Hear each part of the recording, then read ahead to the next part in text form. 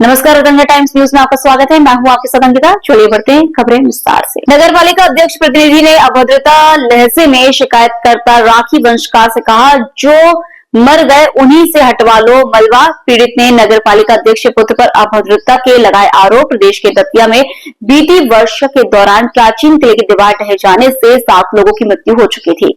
दुखद घटना पर प्रदेश के मुख्यमंत्री ने दुख जाहिर किया था। इस दौरान घटना में जान गंवाने वाले लोगों के परिजनों को आर्थिक सहायता भी दी गई थी। साथ ही नगर पालिका को मलबा साफ करने की जिम्मेदारी भी, लेकिन घटना के महीने बीत जाने के बाद भी नहीं हटा मलबा।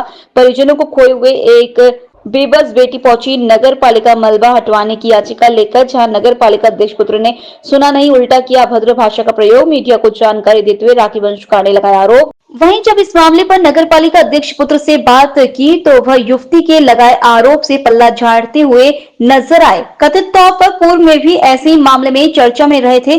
कहीं न कहीं नगर की जनता के साथ ऐसा व्यवहार करना दुर्भाग्यपूर्ण है। आप सुनिए क्या कुछ आरोप लगाए महिला शिकायतकर्ता ने। बताओ बेटा, क्या नाम है? राखी वंशकार। राखी, आज आवेदन देने आए, क्या हुआ आपके साथ नगर पालिका में? हमारी बारिश में हमारे 7 लोग मर गए थे हमारी फैमिली के। तो उनमें हमारे मम्मी पापा भी थे और मामा मामी, 2 भैया, 1 बहन थी। तो वो मलबे में दब गए थे। अब वो मलबा हटाने के लिए वो मान नहीं रहे। अभी हम नगर पालिका में गए थे तो प्रशांत ढेंगला जी हमसे गलत बोले कि आपको 28 लाख रुपए दे दिए तो उसी से मलबा हटवा लो, इसमें नगर पालिका वाले कुछ नहीं करेंगे। वो जो मर गए उन्हीं से मलबा हटवा लो, हम कुछ नहीं कर सकते इसमें। और बेरे में से उसने कागज फेंक दिया उठा के और बोले चले यहाँ से, हट यहाँ से, भाग जा और जो करना है वो कर लेना। किसने कहा जी? ये प्रसाद ढेंगला जी ने कहा। कोई जातिगत गाली तो नहीं दी आपको? नहीं, गाली तो नहीं दी उनने, लेकिन ये बोला कि भाग जाए यहाँ से तू।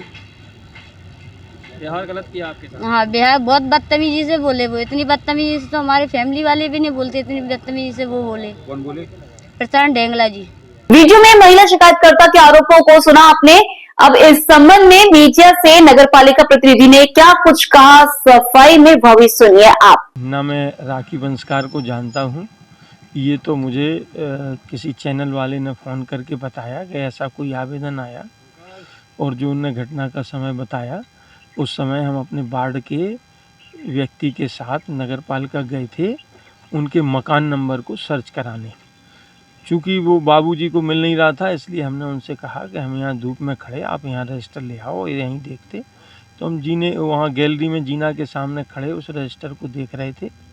उस समय अगर किसी ने हमें पूछा हो तो हमें याद नहीं, लेकिन उस समय 1-2 लोगों ने हमसे पूछा किसी काम के लिए, तो हमने उनसे कहा कि आप सीएमओ साहब से मिल लो। हमने ये देखा भी नहीं कि किसने हमसे पूछा, कौन आया, स्त्री था कि पुरुष था।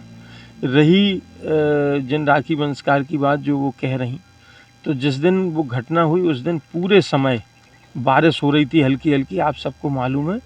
पूरे समय हम ऐसे व्यक्ति हैं जो वहाँ उपस्थित रहे और पूरे शवों को हमने खुद वहाँ पर खड़े होकर निकलवाया।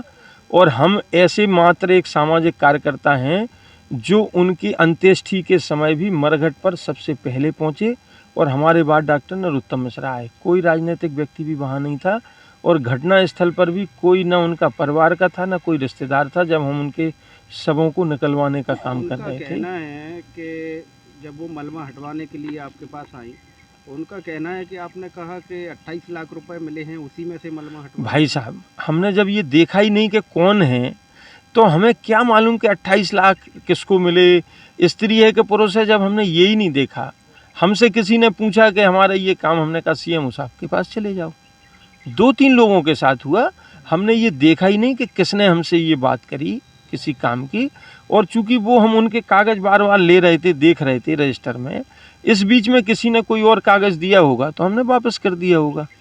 उनका कहना है कि एक महिला के साथ अभद्र व्यवहार किया गया है। नहीं भाई, जब हमने देखा ही नहीं उन्हें।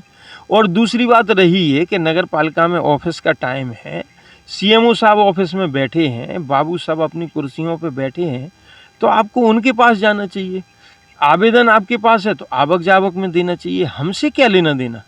दोनों लोगों के बयानों को सुना आपने। अब सबसे बड़ा सवाल खड़ा होता है, नगर पालिका अध्यक्ष ही अगर नगर की जनता से ऐसा व्यवहार करेगा तो जनता का क्या होगा। सवाल खड़ा होता है। रतन टाइम्स में बस इतना ही। बने रहिए हमारे साथ। नमस्कार। नमस्कार, रतनगढ़ टाइम्स न्यूज में आपका स्वागत है। मैं हूं आपके साथ अंकिता। चलिए बढ़ते हैं खबरें विस्तार से। खबरों में बने रहने के लिए रतनगढ़ टाइम्स को सब्सक्राइब करें और बेल आइकन का बटन दबाना बिल्कुल ना भूलें ताकि हर खबर की अपडेट आपको मिलती रहे।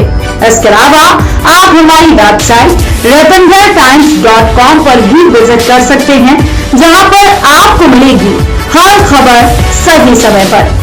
इसके साथ ही आप हमारे ऐप रतनगढ़ टाइम्स को भी डाउनलोड कर सकते हैं और प्ले स्टोर पर भी इजीली अवेलेबल हो जाएगा।